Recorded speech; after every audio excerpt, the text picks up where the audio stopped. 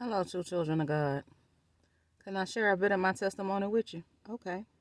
So, I was in my early 20s, separated, heading for a divorce. And this is like right around the time I was getting a divorce in what, 2010? Okay. So, I got introduced to a guy. I didn't know the whole plot, plan, and scheme was to get me pregnant.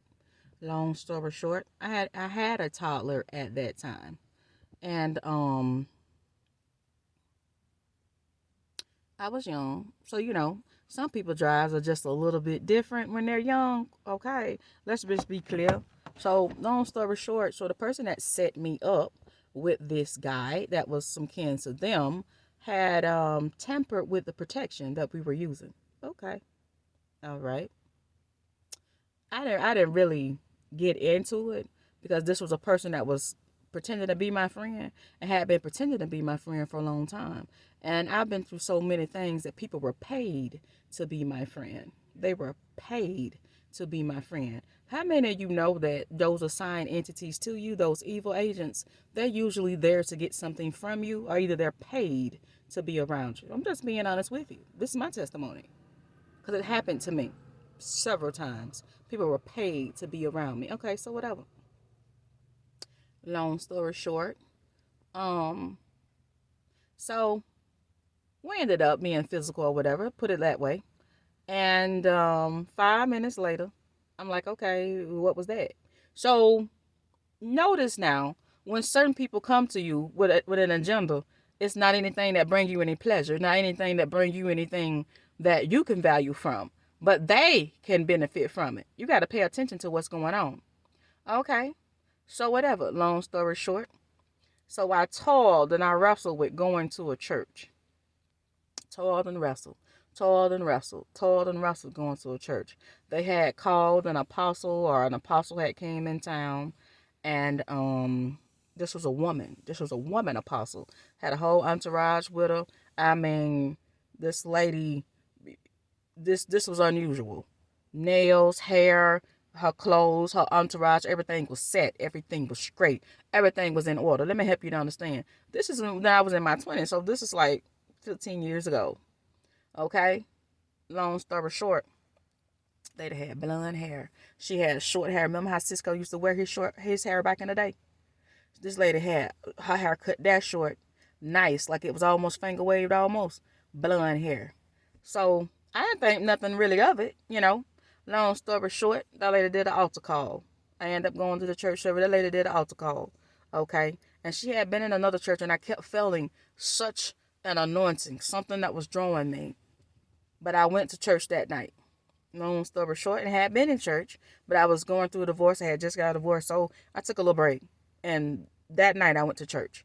Long story short, no, I was still in the ministry. Anyway, another ministry.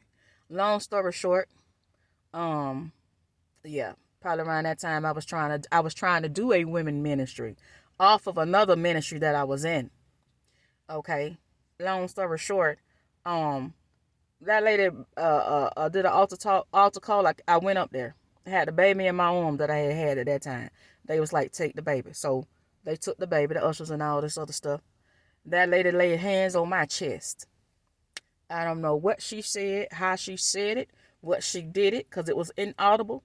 But I felt whatever baby, whatever seed, whatever entity they had tampered with that condom. Excuse me, I ain't want to have to say it like that. And try to put in me instantly, and they kept trying to replicate and duplicate in my body.